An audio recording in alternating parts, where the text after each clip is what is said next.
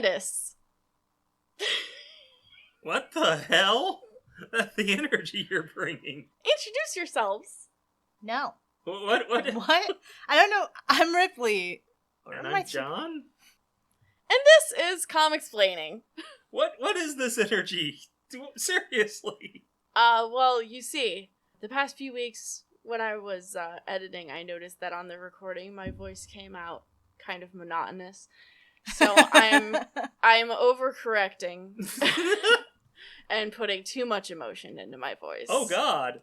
Well, you do that, and then I'm gonna go the other way. Okay. Oh no, this is bad. And this is bad. my hosting week, so you're just all gonna get this real vocal fry. No, what you do That is sounds super duper. you need to bring an NPR voice, a calm, collected You don't NPR even know. voice. You don't even know. I used to when I was working at the drive-thru at McDonald's. Especially in the mornings when there were like less managers on, I'd bring out the phone sex voice over the drive-thru window. Come on and pull around, big boy, for your McDouble. Boy, would I love to. Boy, howdy! Boy-o! And here we have something Let me tell you, there are unmentionable. some things about the Queen. Ooh. She's dead. Maybe you haven't heard. Jeepers, no way! It's not like the United Kingdom is in mourning or anything. I hear some companies are too. You know, because companies mourn. Well, that's all they talk about on NPR right now, and... Is it really? I haven't actually listened to NPR in like a decade. Yeah, it is. I listen to it at work all the time, and all of the Brits are mourning. Apparently, we are all Queenists today. Wow, that's super interesting. Oh God, Super that's so duper. cursed. So what happened last time on X-Men? Yeah, There- John, tell us all about it. Let's see. I remember Aurora had a date. No, that was before that. That was Damn two it, that was before episodes that. ago. That was before that. Oh God. Yeah, they weren't great episodes, great issues. They were. Scott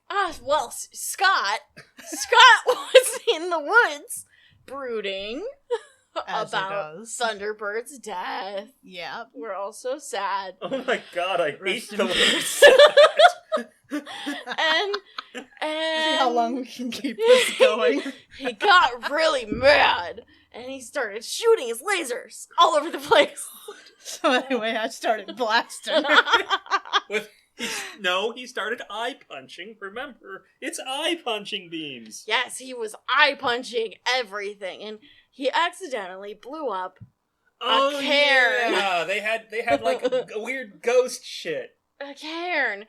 It was the professor's cairn. It was a property feature. Well, I don't think it was his cairn because he was very much alive. But it was his because it was on his property. Yes, exactly. So he owns it, I guess. It was his cairn with a lowercase h. Yeah.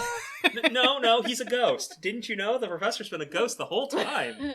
What a twist! So he blew up the cairn, and then a bunch of demons came out of it. Oh no. Oh no. Yeah, there sure were demons, weren't there?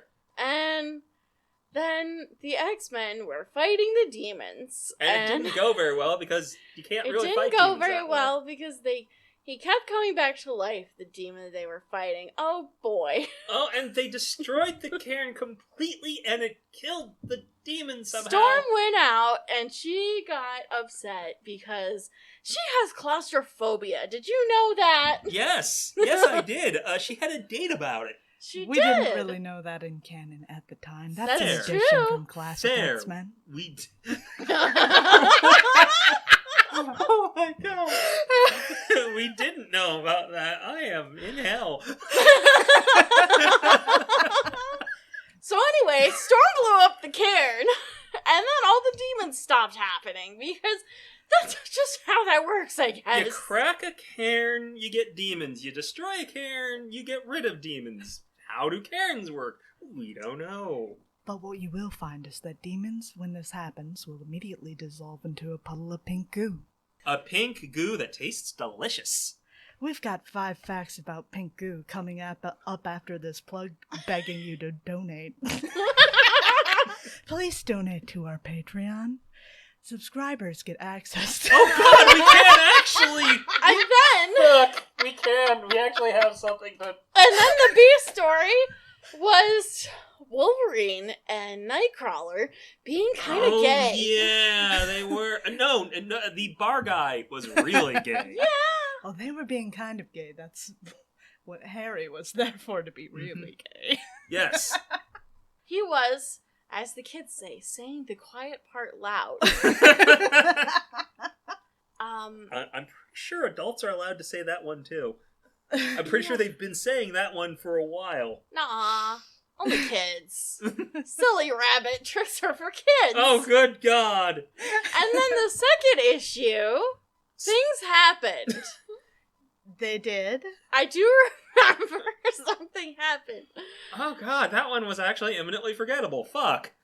Professor Xavier was getting ready for his trip, seeing as he'd been having The bad airport. dreams. They all went to the airport. They went to the airport and they had a fight at the airport. They had a fight at the airport because Alex and Lorna got mind control, maybe? We think? By Eric the Red. Who isn't Scott. Wasn't Scott and was wearing pants. Which was lame and a coward. He was a That's, coward. that's something we in the business call queerbaiting.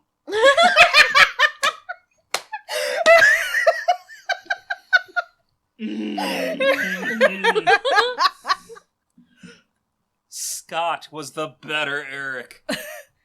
Well, of course he had the shorty shorts. So, the X-Men fought Eric the Red and his 2 mind-controlled people. And then they lost the fight and had to fly away. They lost the fight because the writers forgot that the Summers brothers can't hurt each other with their beams. Yes, that is true, John. Very good job. You get an A+ for the day. Oh, God, kill me. Professor Xavier did make it away from the airport, thanks to the help of his very helpful pilots. And now he's on vacation. And now he's on vacation. Or he might be back. We don't know. No, they took off. Now they just can fly to their destination. Well, yeah, like but it's we don't totally know how normal. But how long has it been since Professor X? Yeah, that's And a fair then point. There was a B story on that one There was. as well. What was it, John? Tell me about it. Colossus got a girlfriend Ah, and definitely had sex. Like he Good for definitely him. super duper had sex. It was clean comic code approved sex, but it was sex. They were moving too fast. And they were together at night. They were together in the morning. They were wearing the same clothes. Comic code approved sex. And under the sheets, missionary with the lights off. And he did ask if they were moving too fast, and she was like, "I move fast." And next page is morning. But it turns out that while she was he helped her when he was unconscious. She was kidnapped. So she didn't Oh, know boy. that he was a mutant. Rats. I hate when I get kidnapped. So when she saw that he was a mutant, she thought he was a monster. And she threw back a drawing she liked. She was a ballerina from Russia. Yeah. It broke his heart. Yep. The hatred broke his heart. It was actually, that was heartbreaking. That was genuinely heartbreaking. You guys got that pretty well down. I would like to stop talking like this now. No. You go ahead, but I'm actually going to continue like this and see how long I can get away with it. You have to keep this energy the whole episode. I don't have that kind of energy, John. You committed to the bit. Now you have to maintain it. I'm committed to the bit. You brought this upon yourselves. Now I'm just gonna talk like this. I don't know if our listeners want to hear me sounding like a cartoon character for an entire hour. I'm gonna continue doing this, but I know I'm gonna forget at some point. Bring the energy that you feel comfortable bringing. We're gonna mix things up a little bit, reading the B story first. That's going to be Classic X-Men 6 from November of 1986, written by Chris Claremont, penciled and inked by John Bolton, colored by Glynis Wein, and lettered by Tom Orzechowski. Not that John Bolton. Unless it is. Which would make that John Bolton a much more interesting human being than he already is. Not that he's a good person, just interesting. Amongst his political career, he also did comics. If you live anywhere where you actually get winter, you can relate to the feeling of trudging through the snow, bags in hand, because you need groceries, even in the winter. And that's where we find Jean Grey on a late December afternoon. Jean, you can fly. Why are you carrying groceries? She has a secret identity, John. Yeah, and she can fly away and not have to worry about being caught. Well, her roommate doesn't know that she's Marvel Girl, so what if her roommate's home? Oh no. That's why you get a roommate who knows. That's why you, I don't know, also get a roommate with someone who's, at the very least, in the closet. That's gonna be one hell of a classified ad that you're putting out there. That's why looking you for your roommate with a friend. Someone you already can vouch for. But there are no other girls on the X-Men, John. She can't room with a boy. That's illegal. You got me there.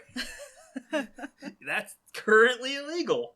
Probably obvious, but some things come easier with telekinesis. We get a fun little demonstration from Jean. And hey, she did the thing I suggested she do. She just only did it when she got inside. Levitating her bags all of the way up behind her as she unlocks her building and finds her way up the stairs to the apartment. Putting things away also gets easier, and quickly the groceries find their way where they belong. God, I wish I could do that. What? I know, right? This box of chips. But even with the aid of telekinesis, time ticks down and she has an eventful evening in store. Again, who can't relate? Something big to do later, and time keeps getting away from you until you have to rush. Who were the artists on this? John Bolton. John Bolton, who was on colors? Because John Bolton did pencils and ink. So John Glynis Bolton Swain. is real. So, hey, John Bolton, are you saying she wasn't wearing a bra? I mean, it was the 70s. True. She uses telekinesis. Oh, God. Oh, God. Gotta hoist and separate the gals. Yep. And you're practicing telekinesis at the same time. Lift and separate. And so Jean finds her way off to the bath, soaking in the bubbles yet again for a little too long. Finally dried off, she looks at a note left behind by Misty, her roommate. As agreed, Jeannie, I'm gone for the weekend. Go for broke. Love, your roommate, Misty. Someone's getting busy. Yep, it also comes with a note that Scott's going to be here to pick her up at 7:30, so it seems that the pair have an eventful weekend planned. Oh, boy. Scott, you gonna get laid? Well, Comic Code approved laid, of Missionary course. in the dark under the sheets. That we never actually see. At the prospect of said weekend, Janie gets dreamy, looking at the heart-circled date noted in the calendar, and the picture of her boyfriend right next to it on the desk. Dinner plans? ... Question mark. Oh my. Dinner plus question mark. Yes. They are leaning hard into. Okay, she's got the weekend and dinner plus. Oh my god. They're consenting adults. They are now, I guess. Oh yeah, I guess they did start out and then they stopped being and then they became. It's very confusing. She allows herself to daydream a bit, levitating an outfit and sunglasses to imitate a slow dance. But then yet again, time beckons, ticking away. On her wall is a poster of a book cover for The Phoenix and the Carpet, which is a series of children's adventure books from the 1900s. Huh. She lays down on her bed for a moment before rolling over to choose an outfit, going for a backless floor-length gown. But time will not be denied. She dolls herself up to fit, and then comes the door. 5 minutes early, Scott arrives. It's so perfectly him. It is. He's early. Did she know?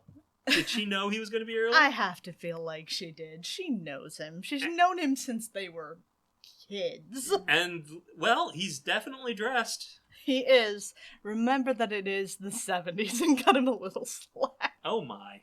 They are. He brought a rose for his girl, and that seems to have been the right choice as they embrace. 2-panel kissing. Mm-hmm. Jean grabs a fur coat from the closet because it's the 70s, and the two head out into the snowy evening. Though Jean forgot to extinguish the candles in the apartment, my dad would be having an absolute fit. He hates the candles just left unattended, even if they're just, like, in the bathroom, hurting nothing, and just making things smell okay. He hates it. Sometime later in the evening, an explosion from outside blows the windows in, knocking things askew in Jean's bedroom.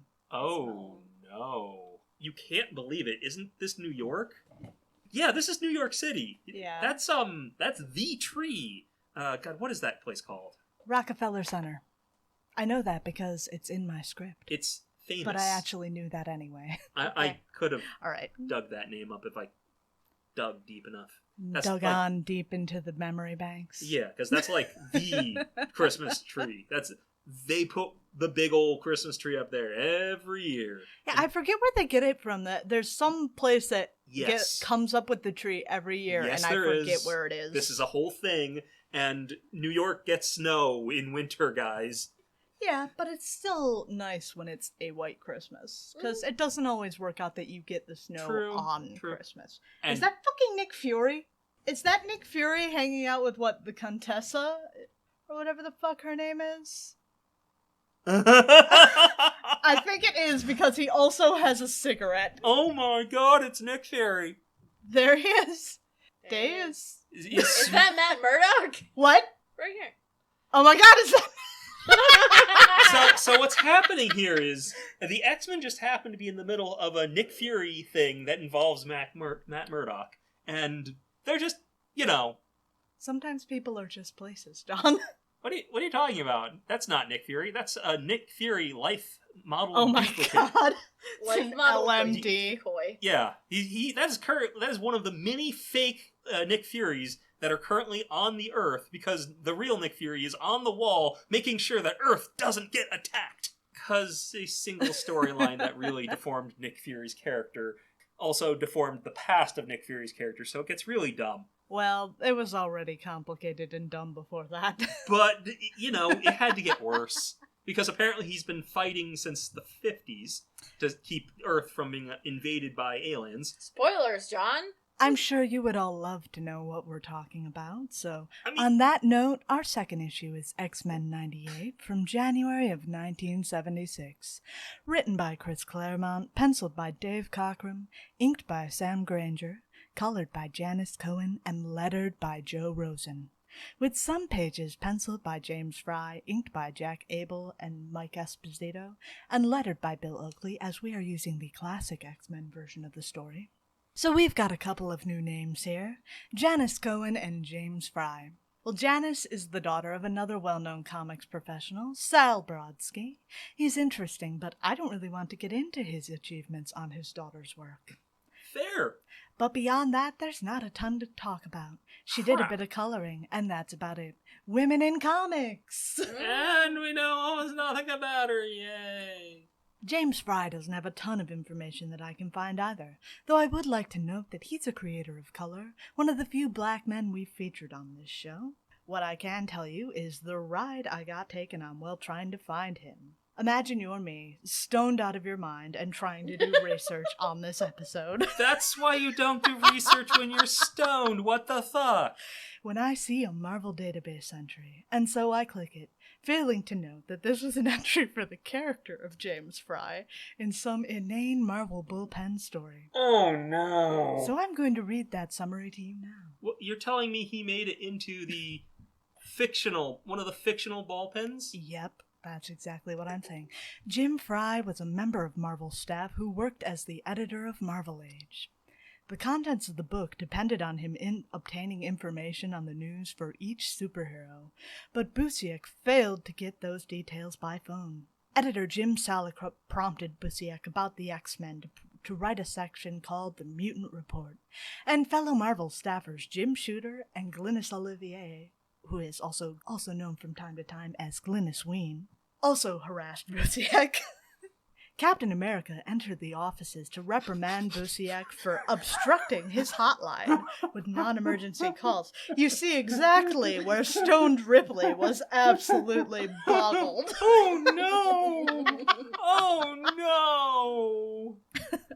So how long did this fictional ballpin thing keep on happening? Ripley's not done. But Captain America had been tailed by the 4th Lethal Legion, a team of supervillains aiming to kill him.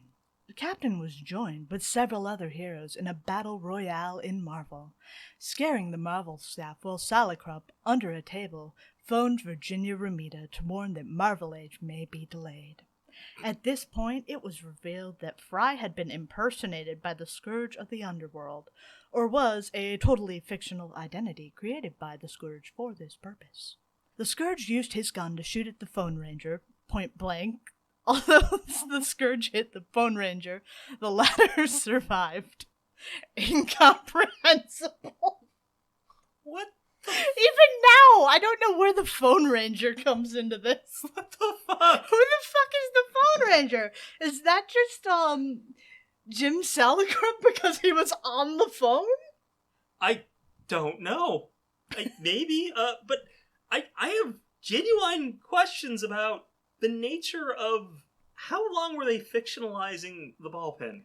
You see it happen from time to time. It starts to die off as we go from the Bronze Age into the modern age of comics, which really isn't all that modern, because people start counting depending on where you count from the mid-'80s.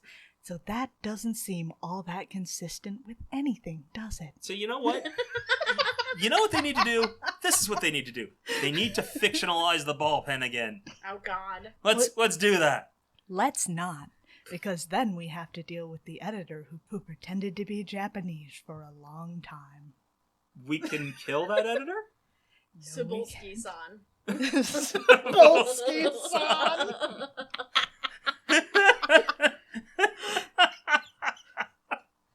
Oh no. Christmas comes for superheroes too, and so it has come for the X-Men gathered at Rockefeller Center. Oh yeah, we're reading X-Men still. Yeah, we are still reading Right. X-Men. This is about X-Men. As the skaters whirl down on the ice rink below, Jean delights in the actual white Christmas. Aurora is slightly less impressed, noting instead that on Kilimanjaro the snow is always white. Until the glaciers are gone. I mean, I get that. Snow is beautiful until the next day when it's all gray-brown sludge, making the roads miserable. Kilimanjaro doesn't have that many cars on it, fortunately. That's true, but as climate change accelerates, people are going to need to move higher and higher, John. Actually, I don't know why you won't take this seriously. I mean, worst problem as I did say, Kilimanjaro doesn't even get. Climbing Don't you higher know? and higher, like Wolvie's hairline. Oh no! What is that spike on his? Don't you understand that climate change is causing mustard farmers in Canada to lose their crops? This is causing a massive shortage of Grey Poupon for the French. Is it? Is it really? It is, actually. That's an oh no! That's an actual NPR story I'm referencing. Oh no! Welcome to the extended NPR universe, everybody. I'm sorry, this hairline is absolutely murdering me. That's fair, because what is Hey his... guys, not only is his hairline receding, but it's also creeping forward. It's Widow's adjusting. peaks do not reach all the way to your nose. His does. It's not quite there yet. Give it some time. Oh no! Are you telling me it gets worse? I'm not telling you anything of the sort. But Jean is exasperated, teasing that Aurora is nearly as buttoned down as Scott. She manages to get both of them in one go that way. Oof. Yes, we get it. You like them both in the same way. Meanwhile, Piotr and Kurt are flirting with the local ladies gathered around the rink. I'm sure they're using their hot accents for all that they're worth. Those hot European accents. Ah, yeah. Breaking them out on the gals. European boys. No one stands a chance. But if they're one party breaking off, the rest don't stay together for all that long either. Sean and Moira have plans for some Christmas tourism, and Wolverine gets crabby after he's asked, snapping that he has no use for Christmas. Bah humbug. Well, maybe he's Jewish. I could appreciate having no use for Christmas. Sure, let's go with that. As Jean and Scott head inside, off on their own plans, Scott is still fretting over Alex and Lorna's betrayal. Like Alex wasn't just shouting the whole time that he wasn't trying to do what he's doing. Oh my god. Jean doesn't want Scott's mind on work, though, and she lays a real doozy of a kiss on him to get his thoughts back into the present. Though she could have waited until they were out of the doorway. She held up Stan and Jack's dinner plans. Speaking of the bullpen. Yeah, speaking of the... Well, you know, I'm having trouble with this page. I'm just having trouble.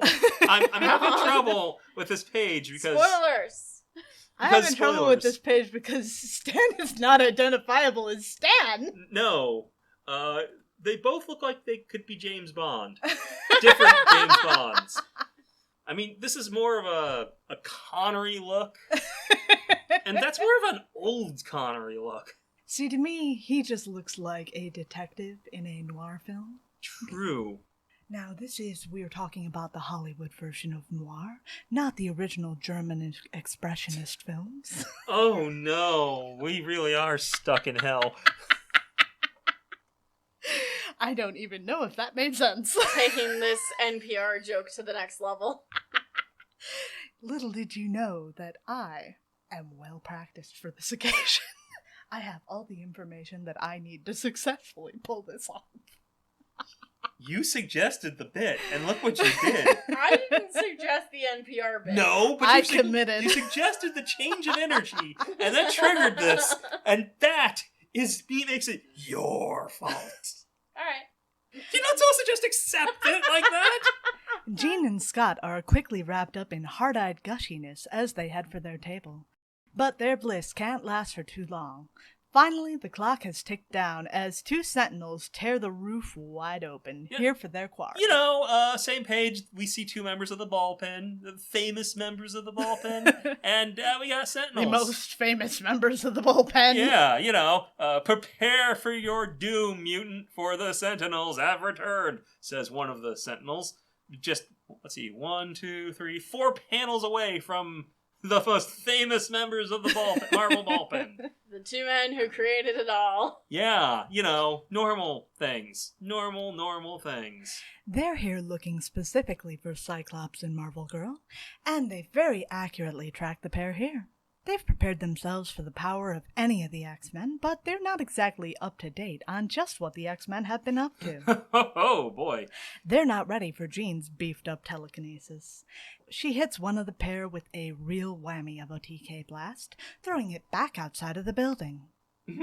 Off balance, the Sentinel is even less prepared when Scott lifts the lenses out of place on this absolutely ridiculous pair of glasses that he's wearing. Almost dangerous, I would dare to say. He's got flip-up glasses. He hits it with all he's got, and that's half the battle over. Oh my god, he and half the Sentinel gone. That thing. These Sentinels are a little out of date. Updates? Anybody? Hey, did Patch no your one notice software, these please? giant robots scaling this building? Because this is the street down here. I mean, who's going to be able to warn them, though? The Sentinels are probably climbing faster than they can get up there. I suppose. It's not like they have cell phones. Yeah, right. This is the 70s, keep in mind. You got somebody on the CB radio like, we got a convoy coming down 5th Avenue. Looks like you got a tin soldier climbing up the side of the rock wall. Hey, is that what over breaker over and over? Okay. Hey, is a tin soldier a thing, or is that some guy? There's so many villains and heroes. I can't keep it. I can't identify if this is a tin soldier or if this is Giant Man. That would be Hank Pym of the Avengers. Unfortunately, there are too many giant people. So are these actual enemies? Like, are these Sentinels, or is this Hank Pym twice somehow? But after watching its partner's fate, the Sentinel deems Cyclops too dangerous to capture. Instead, it blasts out at Scott with lethal force, throwing his body onto a pile of the debris of what was once an elegant restaurant. Jean is horrified, threatening the Sentinel over Scott's fate, even as it gasses her to sleep, flying off into the sky, her unconscious body grasped in one giant metal fist. It's neat that it feels the need to justify itself. This is a giant killing machine. Mostly tanks don't usually. Its hands are two different sizes. They are. Maybe it adjusted to fit the right size of her? I don't know. The Sentinel reports Scott's death back to base, but it would seem that reports of Mr. Summers' death were greatly exaggerated. Though they could soon become true if he doesn't catch himself. Thrown once more through the air and out the hole in the wall by the Sentinel's departure. Better learn to fly. He manages to catch onto the radio mast as it hangs loosely from the wreckage of the roof. He can't rescue himself, though. The mast is only clinging to the building by a thread, and any movement could snap that delicate lifeline. Rip Scott. The chaos up above has not gone unnoted by the people below. Excellent. A falling sentinel will do that. What? The pieces are all out there in the open, and Sean at least has little trouble puzzling them together. He then screams himself out of his regular clothes. He screamed himself out of his clothes. If he hadn't figured it out, I would be disappointed. Apparently, he chose to wear his costume underneath here on date night, something I'm sure that Moira appreciated. I also was sitting there wondering, that can't be comfortable to have under your clothes, right? All that extra fabric. I'm sorry, Wolverine is third-wheeling onto their date. Yeah. I guess he was crabby that Jean and Storm's Scott there, left. too. I guess maybe they haven't split off just yet, then. Okay. Unless we're implying something else is going on. Double date. Good for them. And I mean, I have seen some evidence that could be a good romantic pairing. Yeah, actually, that's not bad. That's not a bad one at all. The good thing about X-Men, when it comes to ship shit, is there are legitimate good straight ships in the X-Men. You can ship damn near everyone and you've got something fun. Right, they're not just really boring most of the time. But, let's see, because the X-Men is a lot of soap opera. And and that's a big part of it. If you ship it, it's probably happened. The only reason that the X-Men play so much baseball, which we haven't seen up to this point, is that is the only activity big enough to fit the entire polycule on date night. It was either that or form a bowling league. You know, if they just moved to Seattle, they could join the Greater Seattle Polycule, and it would be easier to find the events. polycule that ate the world. No, they had to move to San Francisco. Apparently, neither Charles nor Scott thought to clue the new X-Men in on the Sentinels, which I guess is fair. They did all fly into the sun. When that happens, you usually think, that's the end of that problem forever. They're all dead now. There's no way they could be back, except that they are. Somehow. Aurora needs a moment to respond, but despite knowing nothing about the Sentinels, Wolverine's all for having a good scrap, and he grabs onto Banshee's ankles. Storm takes to the skies soon after, while Moira runs after the rest of the boys. Marvel Girl and Cyclops weren't the only X-Men targeted, a fact that Sean and Wolverine learned shortly after clearing the rooftops. I can't wait until Wolverine has a name. And then he'll get many names. Banshee searches the skies, using his sonic scream as a sonar. But the Sentinels come from behind, blasting him right out of the sky, and then he too is captured. Wolverine falls, but he won't hit the ground if the second Sentinel has anything to say about it. Oh my god, it smacks him through a building! Indeed, it does. Whammo! I guess they're not concerned about collateral damage. They're here to destroy the mutants, not protect humanity. Yes. There's a difference. The Sentinel scoops him from the air, not quite expecting how feisty Wolvie is. Another Sentinel out of the fight, but this group had 3, and the third backhands Wolverine clear through a building and then through a water tank. They really did it. At least he's durable. He'll be fine, but wow. I assume they... It might still knock him out. His brain's still fucking rattling around in that metal skull. Metal cage. His brain is stuck in Despite all my rage, I am still just a brain in a cage. We all are, in a way. Just brains in a skull. Piloting meat suits. Mm-hmm. Love it. Scott is helpless to do anything as he clings to the radio mask, watching the Sentinels cart 2 more of his friends off. There's no helping them, and no helping himself, as his hands begin to slip. But at least one X-Man will be rescued today. Aurora, slightly behind the first pair, didn't even catch what happened, but as she sets Scott down, he begins to explain, unaware as another Sentinel looms up behind him. The Sentinel is also surprised to see him alive. Yeah. I mean, they had a report that he was dead. Reports of his death were greatly exaggerated, as we've covered. So they have to fix that. You gotta check the body. Double tap. Yes, always double tap. It fires another shot off at Scott, aiming to correct the first Sentinel's failure. It turns its hand now towards an outraged Storm. But as its nose is just for show, it doesn't smell what the rock is cooking. Oh my God.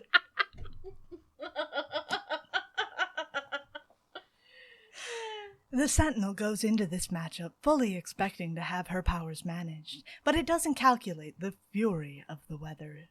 Battered with hurricane-force winds, finally tearing it to pieces in the skies for all of New York to witness. Scott, apparently okay, cries for her to stop, concerned at the potential collateral damage. The storm finally abates as Aurora's work is done, though Scott doesn't approve of the display. He's fully ready to remind her of just what Xavier would think of that, when suddenly he realizes what that means. All the way in New York City, there's nothing either X-Man can do for Charles Xavier, all of the way down in the Bahamas. At first, it seems there's nothing that needs to be done for him.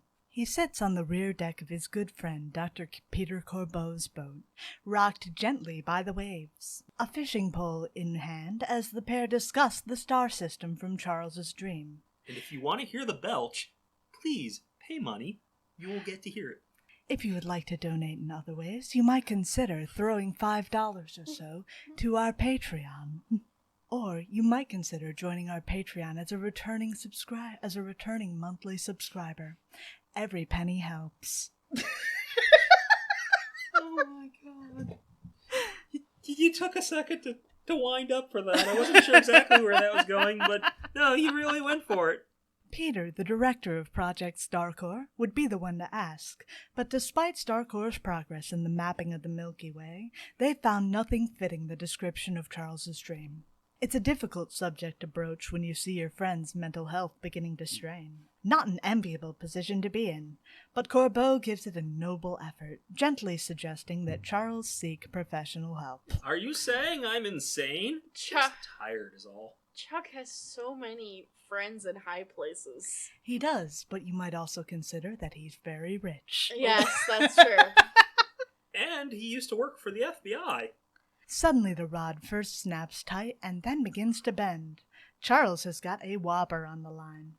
I don't know what kind of bait you used to catch Sentinel, but apparently it did the trick. Does this count as a fish? Can this be part of a fish story?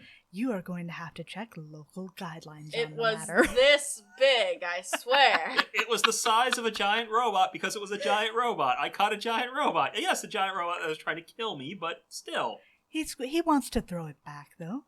Charles mind blasts the Sentinel, which I guess works, and it topples backwards into the sea. But it's a robot. It works fine. So we're going with he can do that now. I guess we're going with he can do that We have committed to Charles Xavier, robot mind control guy. For the moment, we have committed to Charles Xavier, robot mind control guy. Corbeau guns the controls of the elegant hydrofoil off across the waves, seeking safety. He's got contacts in the Air Force, and his plan is to call in for their assistance. All of a sudden, everything goes from bad to worse. Of all of the times for Charles to have a vision, it would have to be now. The doctor hears his friend's cry from the stern and calls out for a mayday for anyone receiving, but that is all he gets out before the boat is torn to shreds as the Sentinel bursts from the water once more. Oh man, I was hoping to see the actual Air Force fight a Sentinel. That would actually be really fucking cool. Yes, it would! It would genuinely be cool. Why were we robbed? Come on. Dr. Corbeau kicks his way to the surface just in time to see the Sentinel fly off. Xavier captured, just like his students. Well, he'll be where they are, I guess.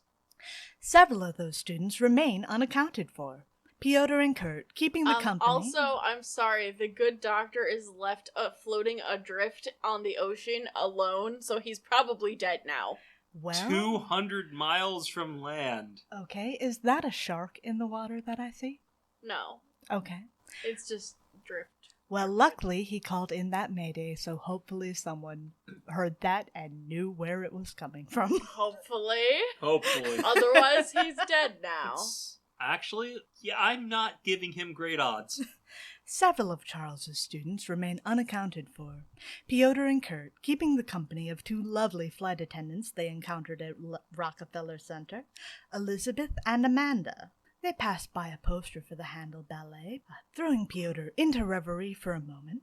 He's not the only one thinking about how his appearance thwarts his love life, though. He's quite taken with Amanda, but there's always the question of how she would react if she knew. Oh boy. It is now that Moira finally catches up with the boys, calling them away from the girls, though by thought bubble we find that Amanda already actually knows Kurt's secret. Mysterious, that. Finally, the assault is over, half of the X-Men left in its wake. Colossus, Storm, and Nightcrawler vent their frustrations in the danger room as Scott uses Cerebro to search for his friends. They can do that? Yeah, I think Cerebro works better with a telepath, but it does work with a non-telepath. Mutants in general can just use it somehow. Yeah, it's still got its computer thing, but a telepath can, direct it, I think, which makes it much more effective, and also can kind of boost. Scott's search hasn't gone undetected. In another mansion, back in the heart of Manhattan, the probing waves of Cerebro have met the Hellfire Club, but hit nothing, skimming right over the protective shields of the mutant inside. One Sebastian Shaw, confident that Dr. Lang will eliminate the X-Men. And that no one will notice his mutton chops. Completely unaware of both fashion or his norms. cravat. Completely unaware of both fashion norms and the fact that one of his compatriots seeks his death. Is this the first time we've... I believe this is... Yeah. This is time. the introduction of the no, infamous... Didn't he pop up briefly in the last one for one panel? Or maybe I'm wrong. In the last issue? Right, when he was, when they were coming to view the plane crash? Maybe. I feel like he did, but I'm not 100% sure on that. But not him, but the Hellfire Club itself. Yeah. Wherever the Sentinels have taken the X-Men, it isn't Project Armageddon's upstate facility. But nevertheless, Dr. Lang is there, examining the spoils of the attack.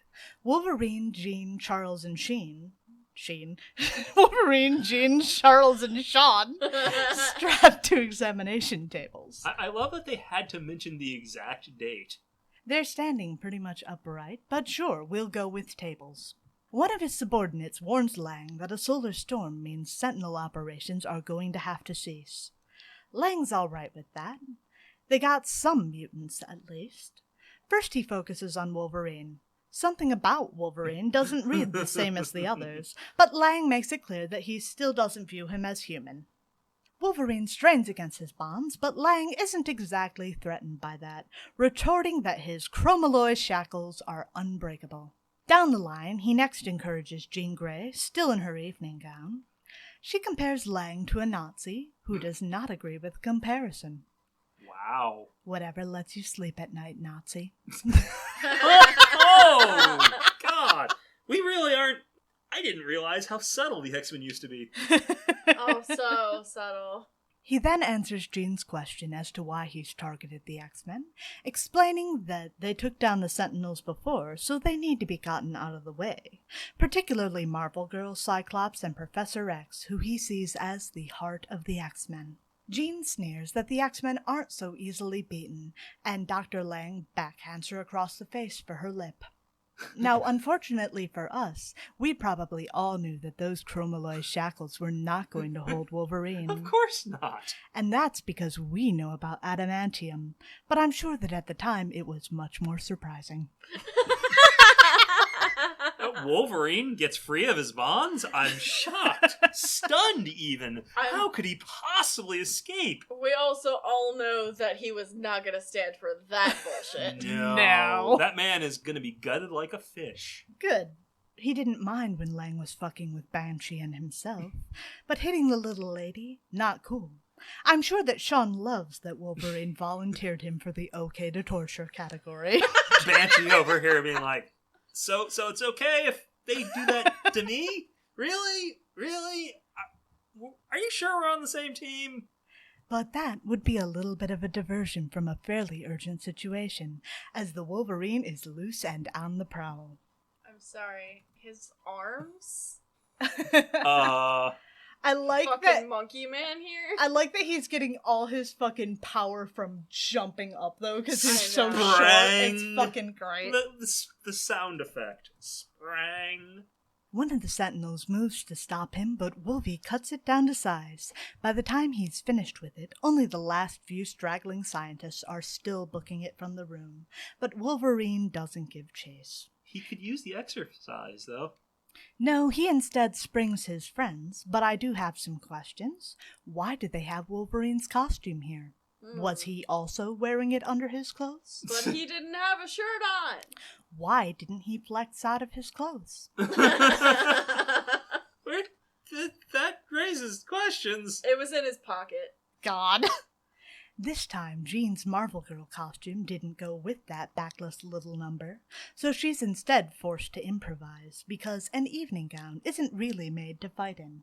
Which, actually, this is the best explanation I've gotten for Jean's horrible short Marvel Girl skirt. Yeah. That it leaves your legs free for fighting, and, like, that's not a terrible argument. Yeah, for but once. so do pants. Indeed. Pants? What? What are these pants you speak of? She struggles to tear her dress shorter, but Wolverine instead gives Jeannie a hand, ripping the skirt of the dress away, tearing it a bit higher than a peeved Jean would have liked. Finally, he's ready for them to make good their escape. But there's one problem. Charles. Wolverine's all for leaving him. Of course he is. He's unconscious, and even if he weren't, he can't run. They can't afford to carry him. The others aren't on board with this, but another Sentinel cuts their debate short. Banshee screams it back, but that only buys them a moment. I guess they reactivated the Sentinels, solar flares be damned, because the mutants have only fled the frying pan to sizzle in the fire. The room full of Sentinels. Guys, this is bad for everyone. You know that, right? But it does seem to have its costs. They aren't fighting all that well, and the mutants are mostly holding their own. Eventually, one of them does finally manage to catch Wolverine unawares, pinning his arms at his side so he can't claw his way free of the big metal mitt. Jean comes to the rescue, hitting the Sentinel with a telekinetic blast that's enough to slag the thing's brain. It topples instead towards Jean, but Banshee comes to the rescue, grabbing her first and then Wolverine, screaming his way through the facility and anything else in his path. I love Okay, he's just a fucking screaming guy. I like the fucking lackey who's like, oh my god, my ears! I want to say, I read that panel completely wrong. When I saw this panel and I thought, did Jean just toss Banshee? Yeet! I see it now, but like, so first, I can see where you got there, she just Banshee goes to rescue her, and then she just tosses him. Banshee continues his run to freedom. The wall's dead ahead, with freedom on the other side. But once he bursts through, suddenly there are no screams, just silence. Back in the mansion, Scott sits hunched over the professor's desk, face downcast, head in his thoughts, so he doesn't hear Kurt's entry. Unfortunately, his search with Cerebro hasn't borne any fruit. He's looked twice the globe over, and nothing. Kurt finally pulls the brakes on this meltdown, pointing out that Scott is 4 days into this search, he hasn't slept, and he's barely eaten. Oh boy. Yeah, they skipped ahead 4 days. Given all of that, it's probably little surprise when Scott snaps in return that he didn't ask for Kurt's advice. Their argument is interrupted as the mansion's defense systems come to life, warning of an intruder climbing the back wall. Nightcrawler can see exactly where he needs to port, so he just bamfs over to the intruder to figure out just who he is. But Scott isn't far behind on seeing their guest. He recognizes Dr. Corbeau, and he's admitted to the mansion. Oh, he's not dead. Nope. Good. He made his good way back. luck. He swam to 100 miles. Congrats. I'm guessing someone came to rescue him. Finally in out of the snow, Corbeau gets a chance to warm up as he's filled in on the situation.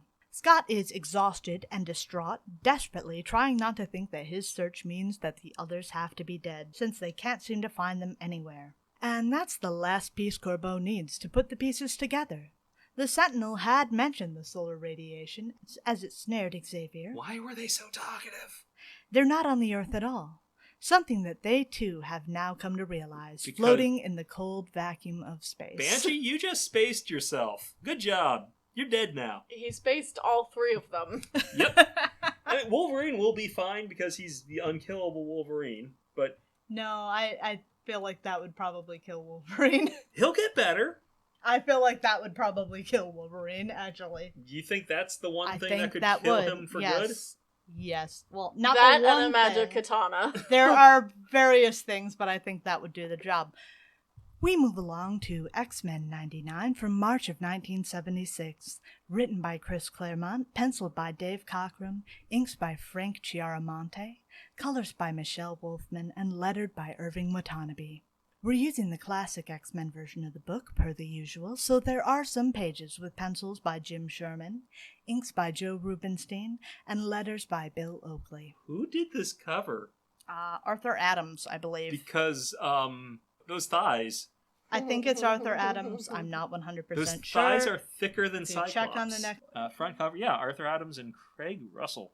Yeah, Arthur Adams, you decided to give Colossus thighs thicker than Cyclops. That would not be the first time. Remember that picture I sent you once where Wolverine's biceps were about as big as Scott's middle? Huge thighs. Teeny tiny feet. Yeah. Liefeld This syndrome. has Liefeld syndrome. Liefeldian. This has Liefeld syndrome I all over I it. like the phrase Liefeldian because it brings to mind like Lovecraftian. It's similar He in a has way. massive hands, massive arms, massive torso, from what it Misshaped looks like. horrors. Massive thighs, and The way- tiny feet. The way his fucking leg tapers into that foot is killing me. Yeah. That's not how perspective works, my dude. No, it's not. That's horrific. And what's hilarious is that everyone else looks fine. I mean, look at Nightcrawler over there, who's also doing a perspective thing. Right. Look at Aurora. The rest of them are in perspective just fine. Aurora's arms are a little funky. They are, but they don't have teeny tiny. They're a little short, but yeah. Well, they're just bulgy. We have a few new names here. Frank Chiaramonte, Michelle Wolfman, and Jim Sherman, so let's get to it. There's not a lot of information that I could find on Frank Chiaramonte, though I did find that he immigrated from Cuba in 1967, so that's cool. I imagine that immigration is not as neat as Wikipedia makes it sound, considering that this is Cuba during the Cold War. Did someone decide to give Storm a lace-up spacesuit? Yeah, it's gotta be sexy. Hot. Michelle Wolfman, as a comic creator, first needs to be noted as the ex-wife of big creator Marv Wolfman. What? There's also a story about her going to a meeting at Jerry Conway's apartment to talk about The Exorcist with several other writers in the bullpen. They recorded it, Chris transcribed it, and it got published. It's a weird little story, but I'm not sure why it's noteworthy. But I'll take it over saying that someone is a more well-known male artist's spouse again. Fair.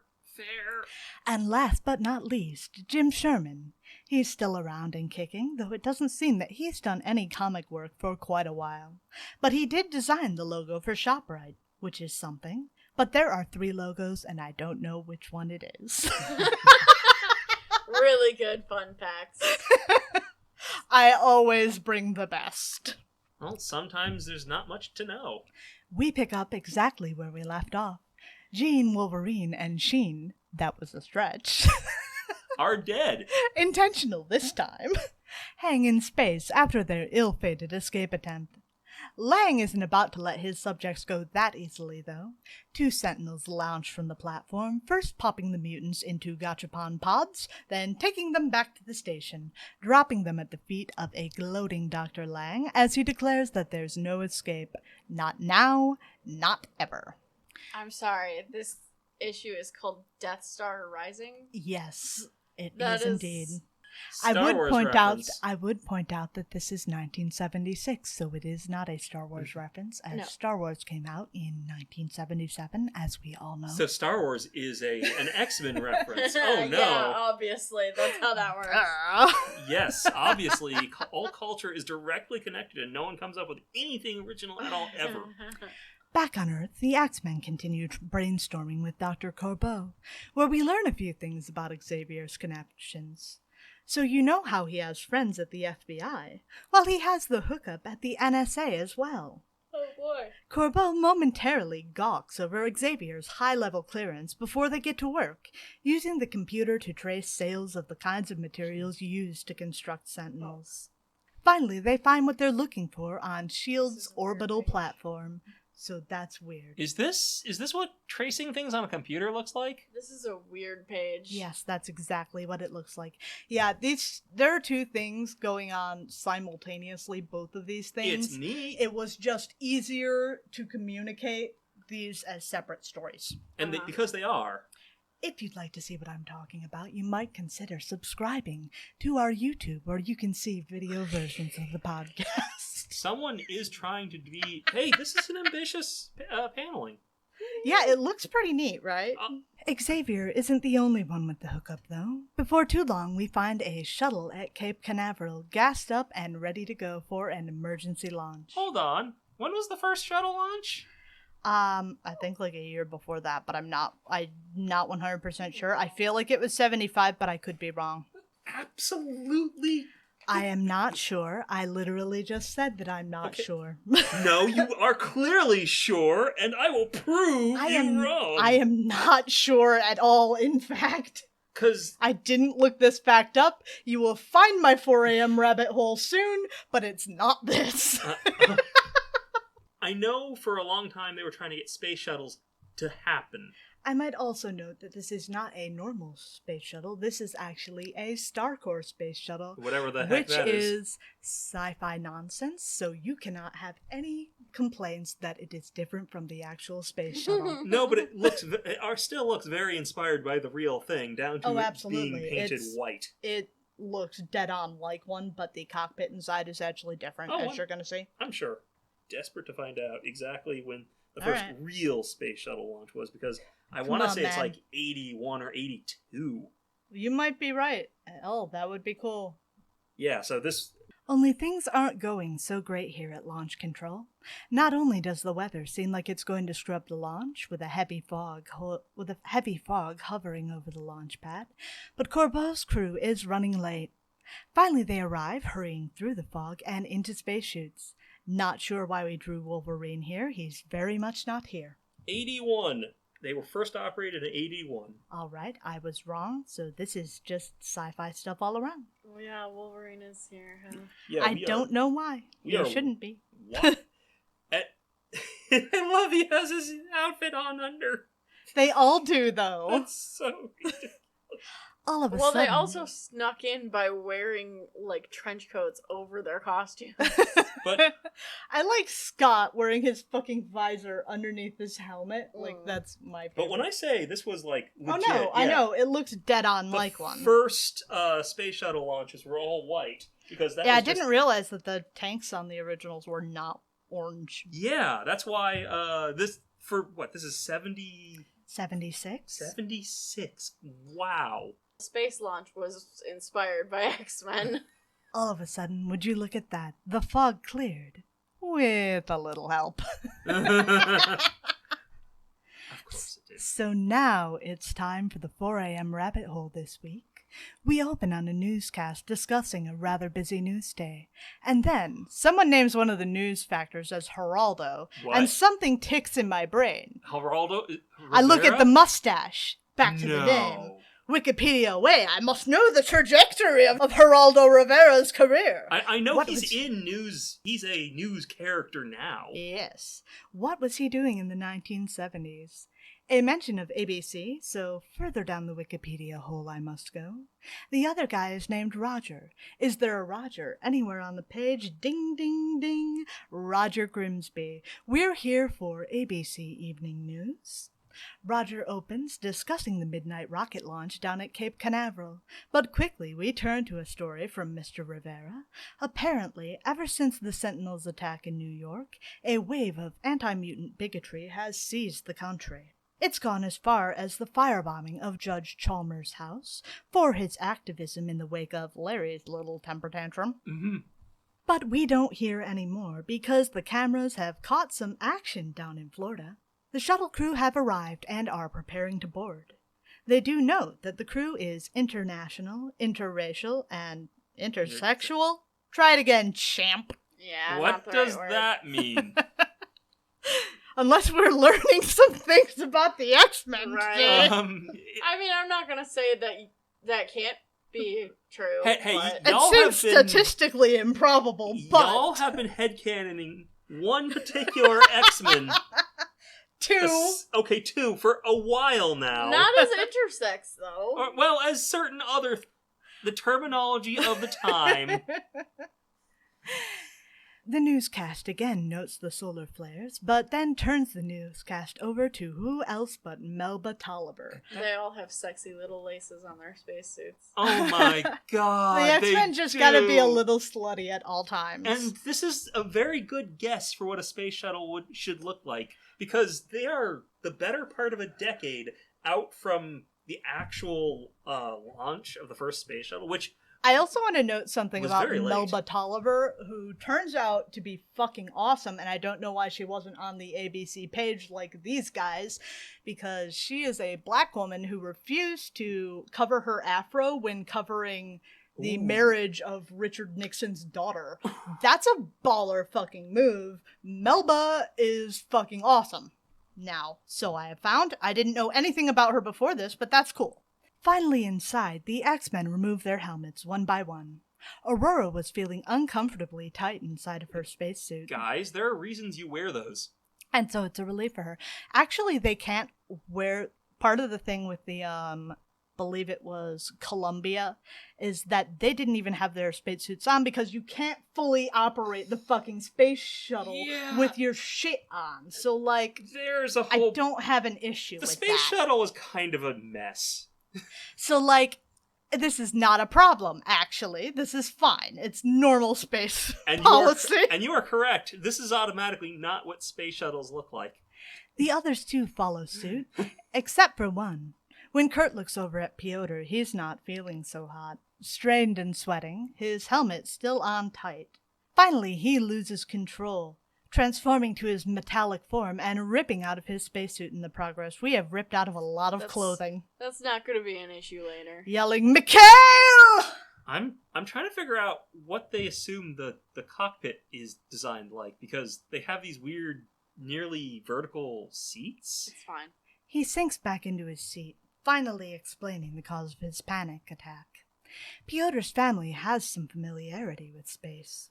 His older brother, Mikhail, was one of Russia's early cosmonauts. Ah, so dead. So dead then. As you say, his launch was ill-fated, exploding on the launch pad before takeoff. I was a real big space nerd as a kid. I went to space camp and everything. I know too much about this shit. Dr. Corbeau takes a moment to commiserate with him, mentioning that he lost friends on Apollo 1. Yeah, that's a real thing. A real thing that happened. Everybody burned to death. It was terrible. Yeah, died on the launch pad. And this wasn't even a launch. It was a little test. So this is fun. They all have their thoughts as the launch countdown ticks away. Corbeau nervous, but also somehow comfortable in space. Scott dwelling on his fears for Jean. Aurora trying to pull herself together. Piotr's thoughts very much still on his brother. And Kurt excited for a new adventure. Aurora still trying to deal with her sideways eyes. And then ignition.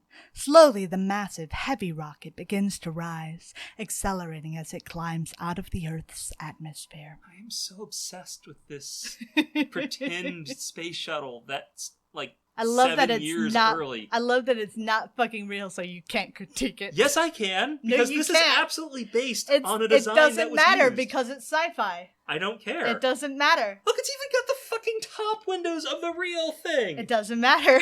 That's the cargo bay. It doesn't matter. Yes, it does. It doesn't matter. They've got the engines wrong, but that's probably because they didn't have the design set in stone yet.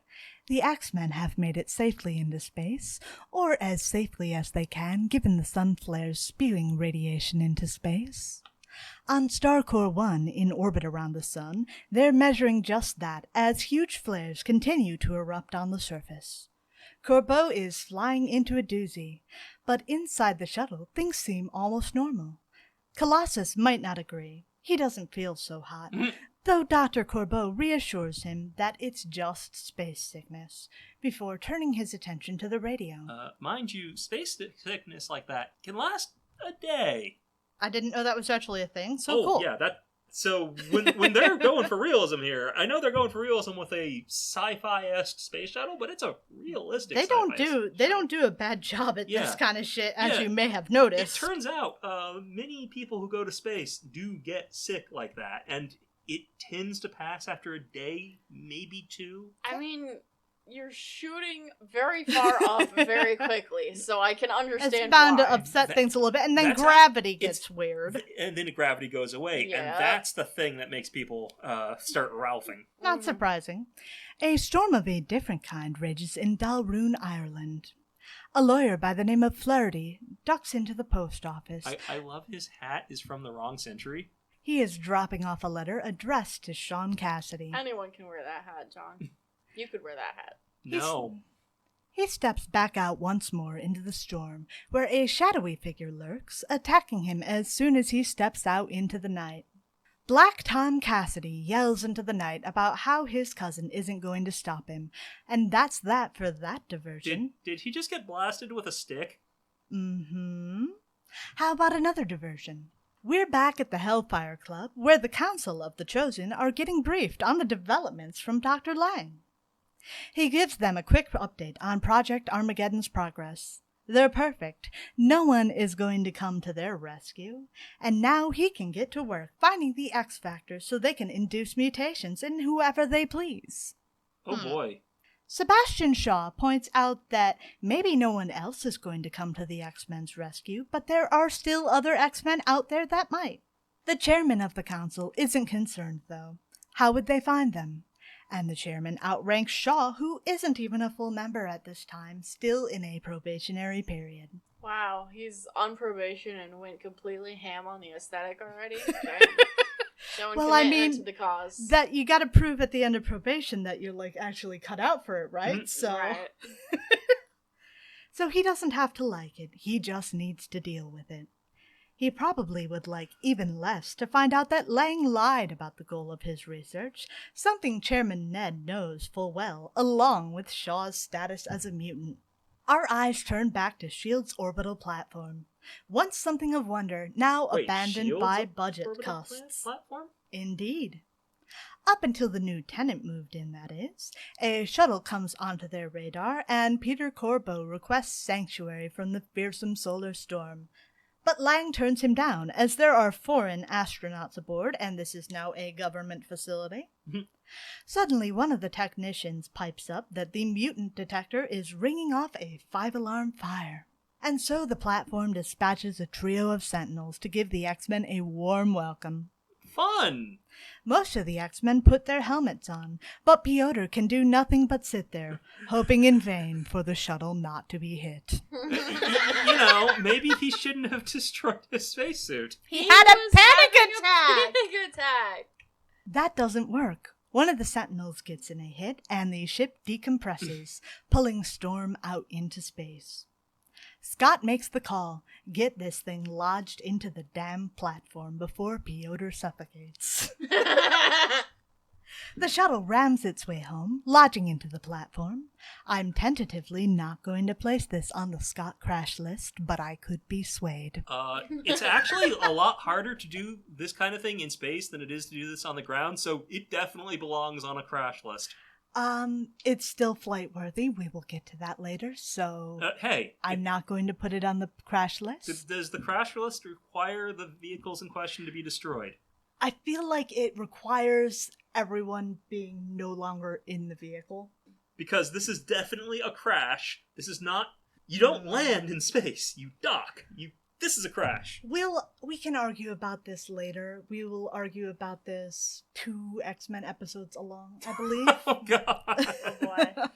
Oh, no. But one of the X-Men is still not safely inside. Aurora floats in the vacuum of space, only able to watch as one of the Sentinels draws near. She dodges one blast with her backpack thruster, but that's not going to do it. After a moment, she manages summoning lightning, even in space. What? It's enough to overload the Sentinel's system, leading to its destruction, though its scream unnerves her. If anyone points out that they shouldn't be making sound, they die. That includes you, John. You die. Also, you die. I'm more... Back inside the space station, the X-Men are in for a fight. Colossus is really cutting loose. He's got himself covered. Oh. Cyclops isn't doing so hot, as a Sentinel has grabbed him and is currently blasting him with sleeping gas. Nightcrawler spits out a corny one-liner before braining the Sentinel, freeing Cyclops. Scott didn't think it wise that Kurt announced himself before attacking, but ever the showman, Wagner has no intent to change. He then jumps onto a piece of wreckage, catapulting Colossus into the air to decapitate another Sentinel. Oh yeah, he's still showing more skin than anyone else. Oh yeah, always. As we have discovered, Colossus is a very slutty man. Cyclops finally finishes off the last Sentinel, also confused about why the Sentinels have been so easy to fight, trying to figure out just what is going on, and fixated on getting to Jean and the others. No upgrades. They haven't been upgraded. Piotr is not happy about this, though, angry that Scott's head is already in the future and not thinking about Storm. Aurora, though, has found her way inside, safe and sound, much to Peter's delight. Joyfully, he lifts her into the air before bringing her into a bear hug. Am I the only one who's kind of shipping Piotr and Storm? No, you're the not. The book is very much shipping Piotr and Storm at this moment. I mean... Oh, wow, look at that romance fucking inking. That angle. Delightful. You can ship most X-Men, frankly. Yeah, I mean, you are not wrong at all, though. Like, oh, that grab. That crab. This is too wonderful to be true. Suddenly, Scott goes funny. He's receiving a mental message as Jean desperately reaches out to him, giving him their location, along with warning that Lang intends to kill his captives.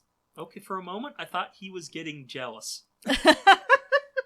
Scott splits the group in two, sending the rest of the X-Men after Banshee and Wolverine, while he heads for Jean and the Professor, ready to give Stephen Lang what he's got coming to him. But John, jealous of which one? Yes. As Scott heads off on his own way, he orders Corbeau to come along with him, mostly to keep him safe. Down on B-Deck, Banshee and Wolverine are strapped into contraptions designed to prevent them from breaking loose again. Aww. Banshee appears to be naked. He has a scrap of fabric. No, I believe those are cables. No, that's part of his cape. No, I think it's cords, actually. Oh my god, maybe it is. He also has a muzzle. Yeah. Yeah. And a metal diaper. I think these are from some of the newer panels. And, no, I don't. Wolvie I'm not sure, is actually. restrained. Yeah. He is. We're having a kinky old time here. Yeah. Well, we did introduce the Hellfire Club, so The guards leer over at their captives, and one of them pulls out a knife. a Eagerly. teeny tiny Yeah, knife. he pulls out a Swiss Army knife, Mm-hmm. eagerly anticipating the kill order, not anticipating the arrival of the X-Men. They did a pretty good job on the Sentinels. A couple of dudes are not going to be a problem. Not very scary. In the main mission of the orbital platform, Stephen Lang sits talking to himself. A couple dudes in like a 1-inch knife. Wolverine's gonna gut somebody. That's not a knife. This is a knife. Snicked. Oh god, what if he was just Australian for some reason? See, you say that. Australian Canadian. You said that, but I have too much fun imagining Wolverine with the old Canuck voice, eh? I know. Hey. I've been so well behaved on accents, you guys don't even know, but eventually things will turn very badly on that front. Oh no. I've mentioned it over on our Discord, so if you would like to join us over on Discord, we leave a link in the description of every episode. Apparently the reason the Sentinels are fighting shittily is because he had bad notes on the Trask Sentinels. Oh my god. Oh no. You didn't Wait. get proper sources. Okay, I thought they came out of Master Mold. No, we're talking about the Larry Trask Sentinels. Oh, so these are the these are the somewhat inferior duplicates. But The now, ones that flew into the sun? yeah. And now I guess he got the beta version of those Sentinels without the bugs ironed out. But he has gotten his They weren't data, even that good. and now he's going to get rid of the mutants rather than let their friends take them alive. Uh-huh. Maybe he should have just gotten to it instead of monologuing to Jean, because Cyclops blasts the door clean out of its frame. He then gives Lang a real walloping as Corbeau frees the telepaths. How does it feel, you animal? Facing someone one-on-one. Someone who can fight back. That doesn't stop Scott from continuing to beat the shit out of Lang, Good. pummeling Nazi him. Nazi fuck. But Jean finally reaches through the anger, warning Scott that someone is approaching. Also, you're killing him. You know, you're allowed to kill him. She called him a Nazi. It's okay. He doesn't get to react, though, as someone hits him with something from behind, sending him sprawling on the floor, as Lang taunts that it wasn't the Sentinels he wanted to make, it was this. Him? Down below, too, the X-Men meet with Resistance, suddenly face to what? face with the X-Men, Uh, ready to throw down. mm, That would be the older X-Men, and not the X-Men that are now. the 05, yeah. The 05. I actually wish that we could skip the next issue, but unfortunately it is tied into the plot. So we're going to be back on this note.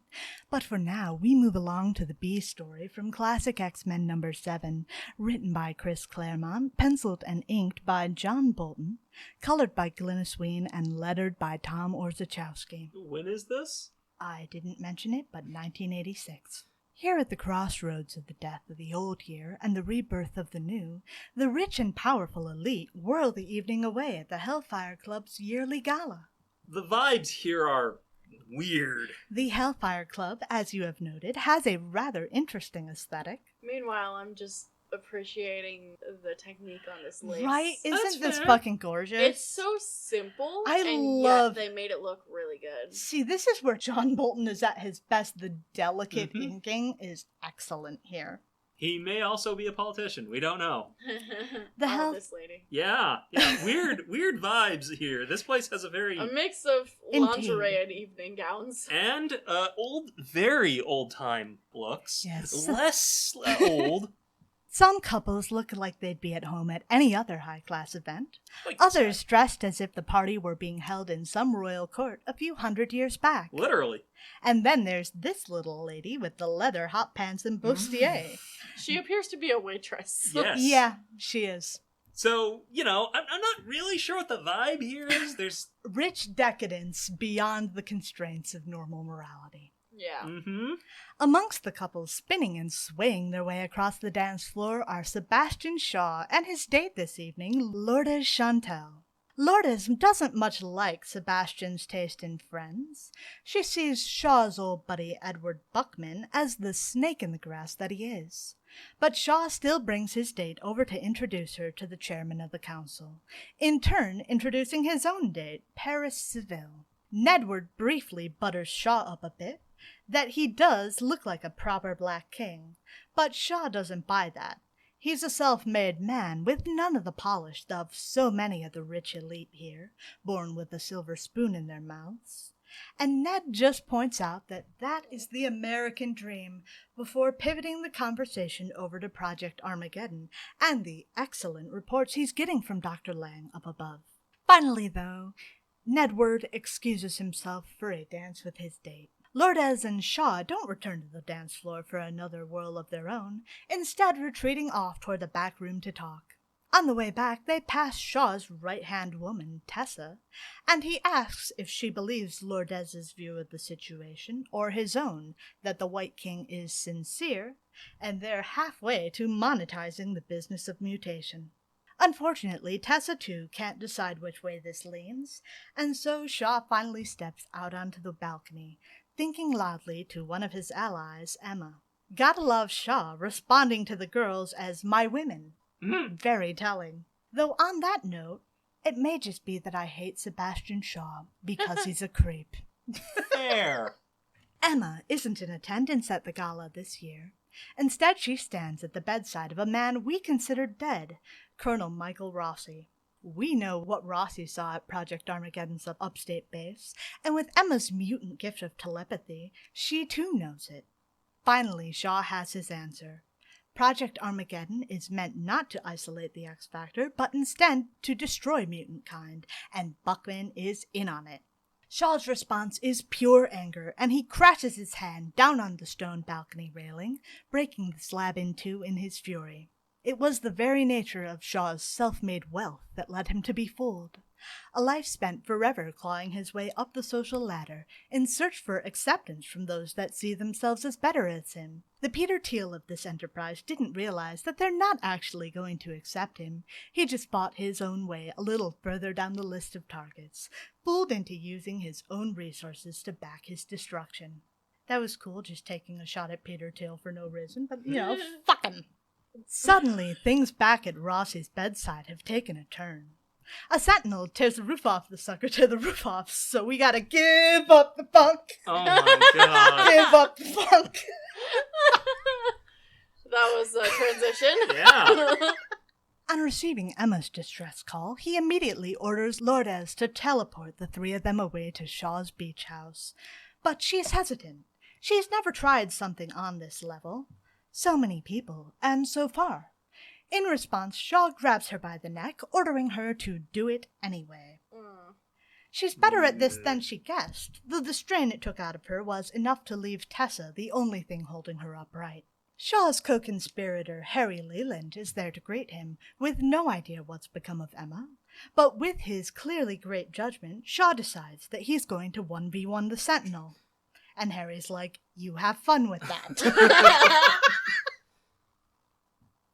The Sentinel readies to gas Shaw, who identifies it as being nerve gas somehow. Well, he had always meant to renovate this beach house anyway. There's just no airflow in here. What better time than the present to take out the wall? Brighten up the place. Imagine the sunlight tomorrow. It also has the side effect of ramping up Shaw's powers. With each blow, he stores up kinetic energy, building up to unleash it back on the Sentinel. But instead, the Sentinel snares him in a metal cable. It seems like the fight is over, but even weakened, Lourdes can't just stand by and watch. She rushes to Sebastian's side, teleporting Shaw free of his bonds, instead just wrapped in her arms. She only moves them across the room. It's not far enough. The Sentinel has only to turn to fire a harpoon straight through her gut. Why does it have a harpoon? And so she falls unmoving to the floor. From his place spent watching, Harry Leland is distraught over Lourdes's fate. He could have done something about this sentinel before now, and now she lays still on the floor. Harry finally brings his own mutant gift into play, increasing the mass of the sentinel until no longer can the ground below it support its mass. It begins to sink into the ground, setting it up for a perfect haymaker from Shaw. And a good thing, too, as Harry collapses back on the chair behind him, chest clenching in pain as he strains to make the sentinel heavier still. We see that Emma has survived the sentinel's attack. The sentinel may not survive Shaw's. Furiously, he unleashes again and again until finally even the machine's self-healing is dealt a blow from which it cannot survive. Finally, Sebastian Shaw emerges, victorious, but it doesn't feel like much of a victory. Shaw rushes to Lourdes' side, pulling the harpoon from her abdomen, which is the wrong move in this case, asking her forgiveness. It's a painful sight for the bystanders to have to watch, helpless to do much of anything, though Emma reaches out, telepathically suppressing her pain, allowing her last few moments of life in peace to think of home, back in Barcelona, Spain. And then finally she is gone, cradled in one last embrace with Shaw, and left only a kiss goodbye, though the light has already faded from her eyes. Shaw absorbs this blow too, swearing vengeance on Buckman. The party at the Hellfire Club has come to an end. Oh boy. But that doesn't mean that the club is empty. The Council of the Chosen stand assembled, minus, of course, Sebastian Shaw, who, as we all know, is dead. Ned is delighted to announce Shaw's death, purging the council of his mutant presence just as the world will soon be rid of its own. He turns to one of the masked henchmen at his side, casually taking his gun before shooting him. And then another. And then the entire council riddled with bullets. Last but not least, Paris, his White Queen. Unfortunately, it's not time to politicize gun violence, so thoughts and prayers, bigots! Oh my god. Oh. It's... Oh. Ned didn't expect this any more than his betrayed council, and he looks upon his works with horror, even as he raises the barrel to his own temple. Finally from the shadows they emerge, first a gloating Sebastian Shaw, and soon after Emma Frost. With the telepathic shields dropped, it was nothing for Emma to leave Buckman little more than a puppet as he turned his gun on his compatriots. Sebastian takes first Ned's gun and then the man himself into his hands, lifting him by the throat into the air. He crushes both with only the barest effort. The king is dead. Long live the king! For from the destruction of the Council of the Chosen are born the Lords Cardinal of the Hellfire Club. And wow. I did this the entire episode. You did. You did it. You did it. You and mad oh my, lad. Next, Phoenix. That couldn't be anything important. No, it's fine. How would you rate today's comics? Eventful. That's not a rating, I might know. I know. I'm trying to process it all. Say 4 out of 5 for the whole bunch. All of it? Yeah. Okay, we're still in that setup of a setup phase. But there's stuff happening. It was comprehensible. Yes. We're no longer in the setup of a setup of a setup, fortunately, which, was kind of mediocre. This is not actually a setup of a setup. This is the proper thing going now. Yes.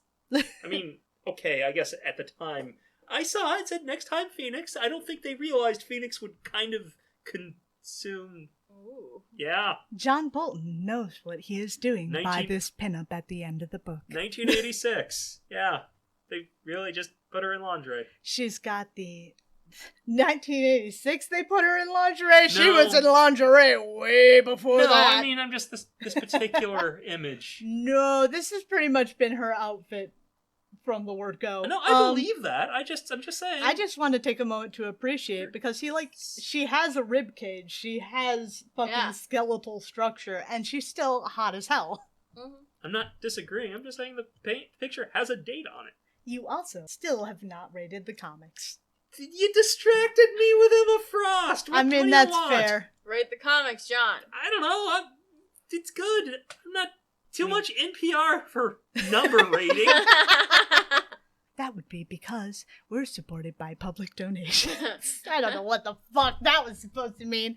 Anyway, I'm going to have I'm gonna to give it a 4. God, I gotta stop talking like this. I'm gonna have to agree and give him a 4.